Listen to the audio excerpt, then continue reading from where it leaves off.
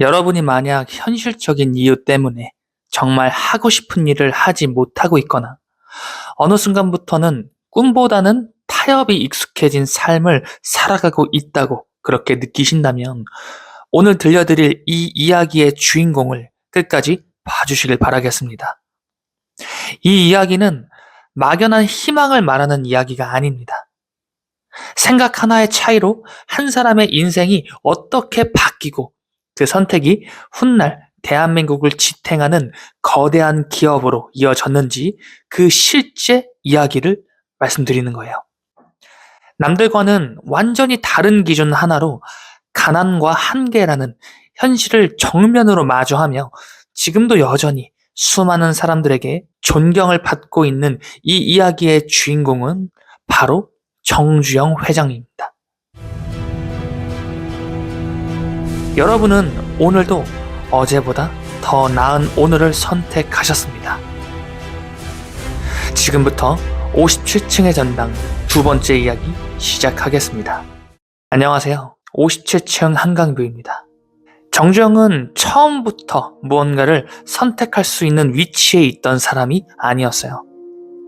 가난한 농가의 장남, 학교에 가는 대신 논밭으로 나가야 했고 공부는 사치였으며 미래를 말하는 건 더 큰 사치였던 시대. 그의 인생엔 꿈이라는 단어를 꺼낼 여유조차 없었습니다. 이렇게 사는 게 맞나? 이 질문조차 마음속으로만 삼켜야 했던 그런 시절이었어요. 정주영은 여러 번 고향을 떠났습니다.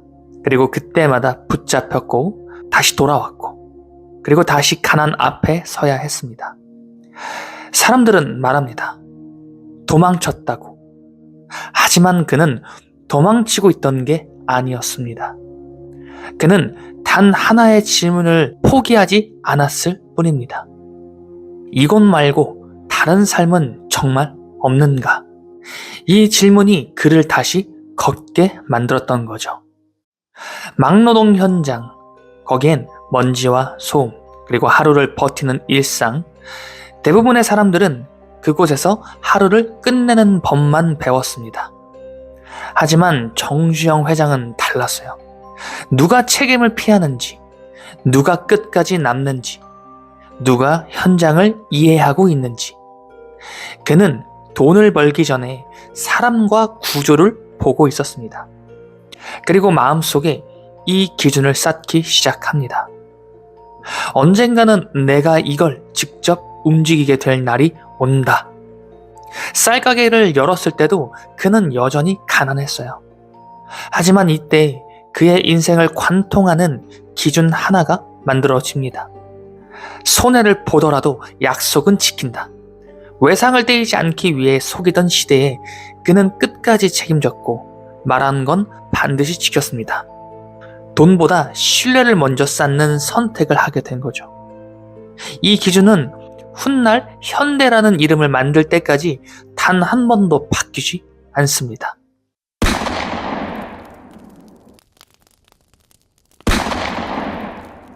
전쟁 이후의 대한민국, 아무것도 남아있지 않았던 시절, 사람들은 말했습니다. 이 나라엔 희망이 없다라고 말이죠. 하지만 정주영은 이렇게 생각했습니다. 아무것도 없다라는 건 이제 뭐든 지을 수 있다라는 뜻이다. 모두가 피하던 건설 현장, 모두가 미쳤다라고 하던 선택, 그는 그 자리에 먼저 들어갔습니다. 고속도로, 조선소, 중동건설, 자본도, 기술도, 경험도 부족했던 도전들, 누가 봐도 안 되는 일이었습니다. 그때 정주영이 자주 했던 말이 있어요. 아주 유명한 말이죠. 이봐, 해보기나 했어? 이 말의 진짜 의미는 이것이었습니다. 불가능하다라는 건 아직 내 손으로 확인하지 않았다라는 뜻이다. 그는 안 되는 이유를 말하지 않았고 되는 방법을 현장에서 만들어냈습니다. 정주영의 인생을 다시 돌아보면 놀라운 사실 하나가 있어요. 그는 미래를 정확히 예측한 사람이 아니었습니다.